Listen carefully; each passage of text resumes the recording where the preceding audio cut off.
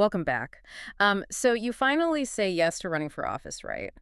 You sit down at your desk, you're energized by the vision, and then you are just immediately paralyzed. Oh, yeah, it happens to almost everyone. Right, because you are staring at this mountain of confusing government compliance forms, and suddenly you're wondering if you just made a massive mistake saying yes to this calling in the first place. It is, it's a very heavy, sobering moment. That initial wave of administrative reality can make the actual vision feel, miles and miles away. Which is exactly why today we are answering the question, how do I start a campaign? We're going to use some great tools for this deep dive, like the ballot access and compliance starter guide, to kind of unpack what's really going on here. Because usually when you look at campaign compliance, it just feels like, I don't know, this frustrating wall of red tape. Right, just a bureaucratic nightmare you have to survive so you can get to the real work.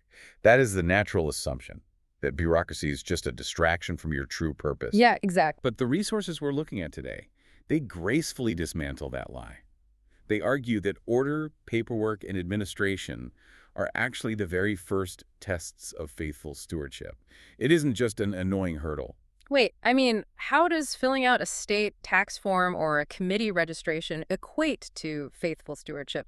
Because checking boxes for the Board of Elections doesn't exactly feel like a sacred duty. No, it really doesn't feel like it. But we can ground this perspective in Nehemiah, specifically chapters 2, verses 5 through 8. Okay, how so? Well, before Nehemiah ever swung a single hammer to rebuild the wall of Jerusalem, he first went to the king to secure official letters of passage and timber permits. Oh, wow, right. He got his paperwork in order first. Exactly. He secured his legal clearance. And the guides also point to 1 Corinthians 14:40, which says, "Let all things be done decently and in order." Okay, so it's less like checking boxes at the DMV and maybe more like tuning a guitar before a concert. I mean, the tuning part is tedious, but if you skip it, the music you're trying to play is going to sound terrible. That's a perfect way to put it. The preparation protects the purpose. Nehemiah didn't skip the formalities, because authority matters when you're building something meant to last. Right. But obviously, Nehemiah had the king's direct authority.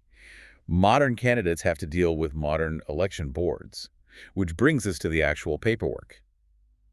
How do we translate that ancient concept of stewardship into a modern compliance strategy? Well, looking at the ballot access and compliance starter guide, I see they offer specific tools for this. But I have to admit, looking at this legal filing tracker they include, I mean, honestly, it just looks like a spreadsheet. Yeah, it really does. So how is a spreadsheet supposed to cure the existential dread of campaign compliance? It looks simple, but the mechanism behind it is what changes the game. Instead of just listing random dates, a good tracker reverse engineers your election day. Makes sense. It shows you that to get on the ballot by August, you need to submit your signatures by July, which means your campaign committee must be legally formed and funded by May. So it just offloads the cognitive burden. You don't have to hold all that sequence planning and, well, all that risk in your head. Precisely. By methodically logging those deadlines, required forms, and filing fees in one centralized place, it turns an incredibly overwhelming, chaotic process into a clear, peaceful action plan. It removes the guesswork.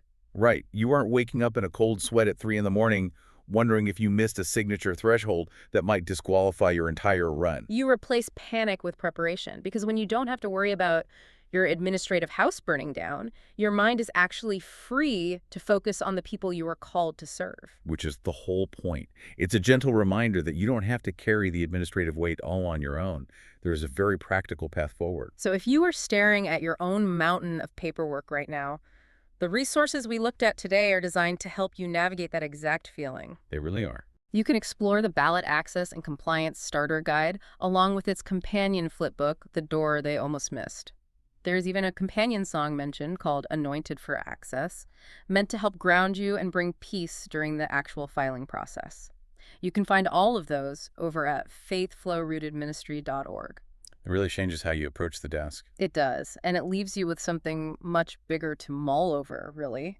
If filling out a routine government form can actually be an act of worship, what other boring administrative parts of your life might be sacred ground just waiting for you to recognize them?